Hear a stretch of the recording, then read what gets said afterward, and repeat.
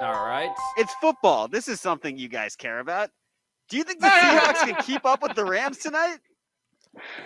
Man. So Gojo, I'm curious about this because the Seahawks, they were not good basically until last week and when they showed up and they were suddenly like, oh, wait, no, this is a team that could actually win this division. And the Rams, on the other hand, their defense quietly, I think they're 20th in DVOA right now defensively. So in terms of the potential chaos of this game, it feels like this is going to be really fun, and it also feels like this version of Russell Wilson absolutely can beat this version of the Rams, even though we think the Rams might be a Super Bowl contender. Yeah, I think this is going to be one of those games where, number one, the Seahawks defense, I mean, that has been a big pile of stink for the vast majority of this year, too. So there's that issue to contend with. I'm wondering how healthy Matthew Stafford is. He looked off in their last game in ways that I wasn't ready for here. And that's not to take credit away from the Cardinals, but it's to say that combination of Stafford to Cooper Kupp had been the most lethal thing in football through the first quarter of the season here, as we've now really slotted Clinton Yates out of here. I'm glad we had it ready. That's a real know thyself thing. And by the way, I see the Rams. Lowest pressure rate in the NFL, 20th in DVOA. All of that holds right now. We know the coordinator that was a part of a lot of that success last year is now with the Chargers. We also know defense, according to our friends at Football Outsiders, one of the toughest things to replicate year over year.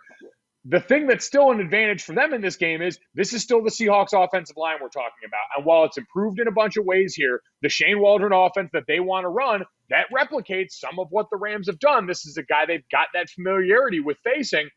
It still means you got to protect the quarterback in ways that I don't know if they're capable of. Couple that on offense that if he is healthy, I think Matthew Stafford returns back to form. I think this is a defense they can move the ball on because the big story of this year is the Rams have fixed the offensive line, and that's the foundation that allows the rest of this to thrive. So is this where I get bagels? Safe? Here we go. Is this where I get bagels? I want everything with ham, egg, and cheese and a tomato. I really need the tomato. Is that where? Clinton, this is where we talk about Clinton. Sports. Oh, sorry. Okay. Welcome back. Hi. Welcome back, man. I don't know what happened. Anything you want to tell us about this particular game? I heard there was a baseball game last night, but number two, Gojo, I also heard that the thing that Sean McVay does, and I want to ask you about this, is that he doesn't just try to win the games on the field. He tries to outcoach the other coach at the same time. And sometimes that kind of gets him caught up. And I think that's what happened last week. And I want to know your thoughts about that. Do football coaches do that more than people realize? Or they're like, oh, no, I'm going to outsmart that guy. Never mind, win this football game. I don't have a ton of experience with that actually being a thing here. Sean McVay seems like someone who is proud enough to maybe do that. That being said, I don't know if any of what we've seen with the Cardinals is necessarily Cliff Kingsbury out coaching anybody here.